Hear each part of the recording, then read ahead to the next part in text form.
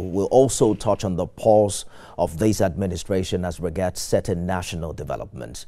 Well, before we delve into the interview, let's begin with the National Assembly, where, of course, nearly 30 years of unbroken democracy in Nigeria's Fourth Republic, the legislature wriggles under the yoke of the toga of a rubber stamp, subservient to the executive. In this special report, National Assembly correspondent Joke Adisa looks at the role of the parliament as an arm of government and its image before the public.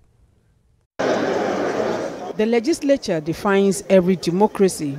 It is a key arm of government and it is expected to assert itself through its core functions of lawmaking, oversight and representation of the people. But in Nigeria, public perception of the legislature is somewhat negative. An average citizen believes the parliament is home to politicians who do nothing but share the nation's wealth.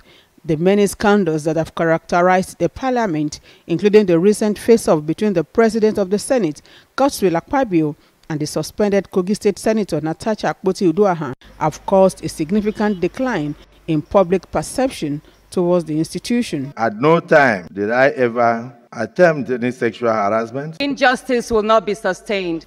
Over the years, the National Assembly has made attempts to throw its books open to public scrutiny and has also engaged variously with members of the public towards changing the narrative. Not a few Nigerians have faulted the process that brings up the leadership of the parliament. In the 8th National Assembly, Yakubu Dogara and Olushola Saraki became the Speaker and President of the Senate through what is considered a rebellion against their political party, and this also affected their tenure due to constant infighting and opposition. The recent proclamation of a state of emergency in Rivers State is also a case in point. Some Nigerians do not agree with the National Assembly's decision in endorsing the action of Mr. President, even with the amendments to the request for approval from the presidency.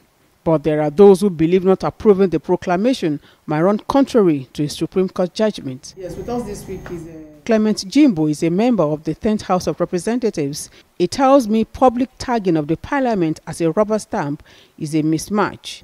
Yes, we have our differences with the executive, but we've been able to manage it in such a way that it doesn't really show to the public that indeed there are differences. The synergy the public see, Nigerians see on television is what they interpret as being rubber stamp, but it is not. Faith Nwadishi serves as Executive Director, Center for Transparency and Accountability. She scores the parliament low in asserting itself as an arm of government. If I have to give them a figure by way of scoring, I will put that at 45%.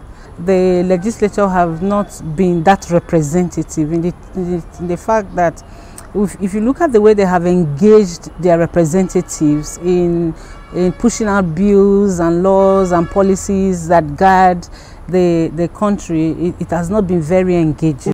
Hussein Ageyi is the president, Northern Nigerian Development and Peace Initiative. He corroborates the views of Clement Jimbo and Udeme Otong, the Speaker, Akwa Ibom State House of Assembly.